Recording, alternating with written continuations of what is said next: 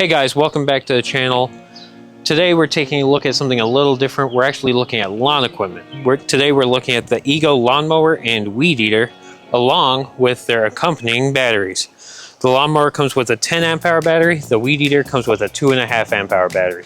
And the really nice thing about them, they're interchangeable. And if you can already tell by the pace of the video, it's going to be a quick one because we are actually experiencing a thunderstorm that's about to hit in about half an hour. So buckle up, this is going to be a fast one. Let's start by taking a look at the lawnmower. When you get the lawnmower, it's going to show up in a box just like this. I noticed while recording that it actually has a grab handle at the back. The front handle locks into place, so if you want to get into a car or truck, it's as simple as that. It has a composite deck instead of a steel one, which makes it a little lighter and easier to get into a car or truck. To lift up the handle, you press this green lever right here. It folds back. To extend the handle, you flap that green down, right like that, lock it into place. The handle does have to be extended for it to actually turn on. That's something I learned the hard way. I thought I got a defective lawnmower at first. It comes with a 10 amp hour battery. You just lift this up, click it into place. It's as simple as that. This lawnmower does come with a headlight, so if you want to cut at night, you can do that because it's quiet enough that you won't disturb your neighbors. And the lights are bright enough that you can actually see what you're doing. Now, the handle itself has 3 height adjustments. This is the highest one, this is the lowest one, and that's the middle one. I prefer the middle one. It's just what's most comfortable for me. It's entirely up to you and your preferences. Now, the 2 attachments it does come with is a discharge chute and a high capacity mulching bag. You can flip the handle up like that, lift up this little flap. You got a peg on the bottom and a hook on the top. It just goes straight like that. Then you put the lid down, flip the handle down, and away you go. For the bag, it's much the same process. You just take off the discharge chute, grab your bag. It has 2 hooks right here. They very clearly clip onto this little metal bar right there. Flip it down, flip your handle down, and you're good to go. One thing I really like about this lawnmower is that it's self-propelled without having to have the motor actually spinning the blades. It makes it really easy for going from like the front yard to the backyard, or just getting from one side of the yard to the other. Or from the yard to the shed, because you don't need to have it spinning up making a loud noise all the time. Mega easy. This lawnmower actually has a set of controls up here. Right here you have this dial with detents. This is going to be for your self-propelling. You have your headlight button right here. That turns your headlights on and off. You have your blade speed button. You have 3 settings, 1, 2, and turbo. And it also has a status indicator light for various different issues.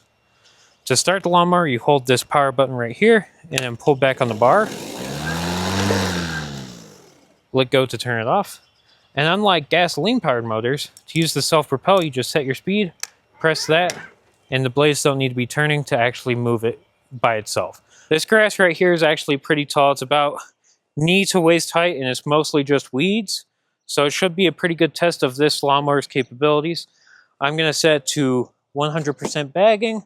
We're cutting on 3 on the height, and we're going to cut on turbo speed. Let's see how this goes.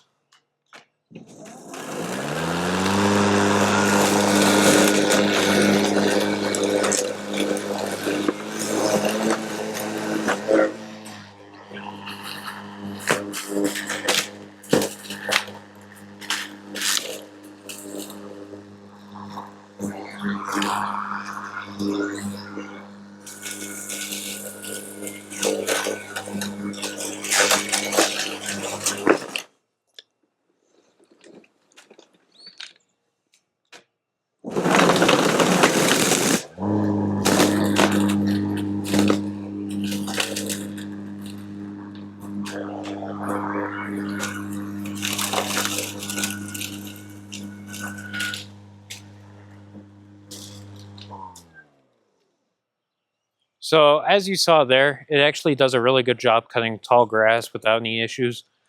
We did hit a big thick stick over there, and that did catch the blades and safety stopped it from overloading the motor.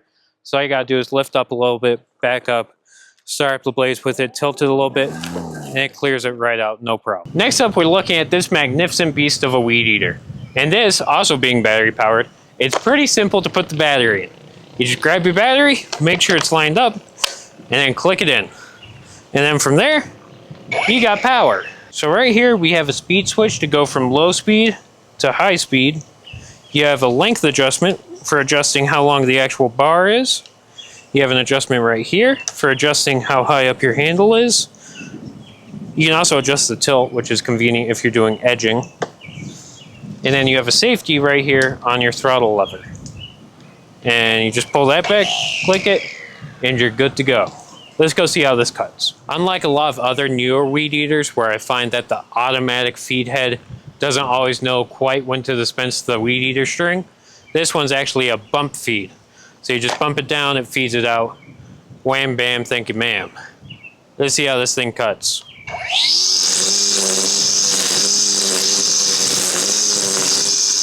So getting this weed eater stringed up is pretty simple. You just put your string through the hole right here, and then it comes out on the other side. And then you just want to find your midpoint on it. So right about right there. And then for this to work, you do have to have the battery in it. So we're just gonna grab our battery right here, get it in there, get it locked in. And then you see this little green button right here. You just press and hold that. And it takes in the weed eater string, no problem. There you go, that's all there is to it. So I've had these pieces of equipment for about a month now. I've got quite a few cuts with them under my belt. I have to say, these have probably the easiest cut that I've ever used on a piece of equipment like this. And honestly, the end user ease of use is unparalleled. There's nothing quite like it.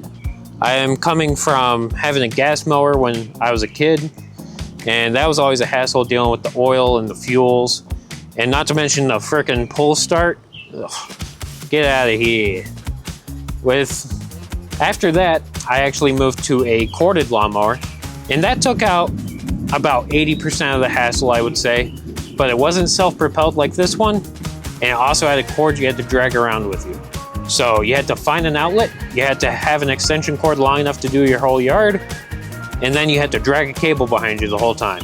This one, you just slap the battery in and go. There's no other setup required. It really makes it simple. And with this guy, I came from a gas weed eater, and you would need to spend about 5 minutes priming that thing before you could even think of starting it, to an electric one that was plug-in, and that one had the same issue with the lawnmower. You had to have the extension cord, and you had to find the outlets, and then you're pulling the cord the whole time. Made the thing way heavier than it had to be. With this one, you just put the battery in and go. And you don't even have to wind the string on there because it does it for you. What's not to like? It's a little front heavy, but honestly, I would trade that for the ability to have the freedom that these provide. If you're in the market for a lawnmower or a weed eater, honestly, these are my go-to. The batteries charge in about 15 minutes to half an hour. They can do a whole yard of decent size on one charge. And if it does run out of charge, 15 minutes to half an hour, perfect time to sit down, have a little bit of a drink, and cool down, especially on these hot summer days. I would certainly recommend these to anyone in the market, and if you're thinking about buying any of these. Any of their lineup is good. All their batteries are interchangeable. You can take the battery off the weed eater, grab the battery from the lawnmower, and you can actually use them together because all the batteries work together. It's really fantastic. It provides a lot of feasibility, and it allows you to stockpile batteries without needing to buy specific ones for specific pieces of equipment. It does kind of lock you into this brand and this ecosystem, but honestly, there's nothing quite like it. We need to go inside because that's tornado sirens. So since we had to come in from the tornado and all that jazz, figured it'd be a good time to show the charger and a little bit more information on the batteries. So first we're going to take a look at the batteries. They feature a really nifty indicator on the front. It shows you your state of charge. On the lawnmower, when you slot it in, it's actually facing up at you, which allows you to actually see while you're cutting what your battery's at and how much battery you're using. If you look right here, there's some vents on the front, and those actually interface with the vents on the charge unit, because what it will do is it turns on a fan, pulls nice fresh air through it, keeping the batteries nice and cool while you're charging. So if you put the charger on there, you can actually hear the fan turn on, and it creates quite a bit of racket. If you look up here, it shows you the charge status, and it actually mimics that indicator on the battery itself, so you don't have to interpret like a percentage as the amount on the battery itself. It's one-to-one. Great stuff. Also on the charger is this little setup button. And what that does is it allows you to connect it to the app, but the app for this is not fantastic. It's probably its biggest shortcoming and more of a gimmick, if anything. Whereas their riding lawnmowers and stuff like that also use an app, and those work decently well for setting speed limits for certain drive modes. This one basically just lets you see what your battery's at. But like I said, these charge in about 15 to 30 minutes, so you don't really need to be monitoring all the time. It'd be cool if they had a mode that lets you set a battery charge limit on it. Right now, that's not really a thing though, so it's just kind of a useless button in my opinion. Alright, I think that about does it for this episode, everyone. Thank you guys for tuning in. I know this was a bit of a different one being about lawn equipment, but I would still say it's more tech than lawn equipment. Let me know in the comments. Do you guys use Ego equipment? Do you use a different brand of electric equipment? Are you one of those die-hard gasoline people? Let me know what you think. Have you had any issues with your equipment? Are there any things that are going to creep up in about 6 months to a year? Again, I've only been using this for about a month now, and it's been smooth sailing. So let me hear what you think down in the comments. I'd love to hear about it. If you liked this video, give it a like. If you want to see more content from me, hit the subscribe button. And as always, I'll catch you guys in the next one. Peace.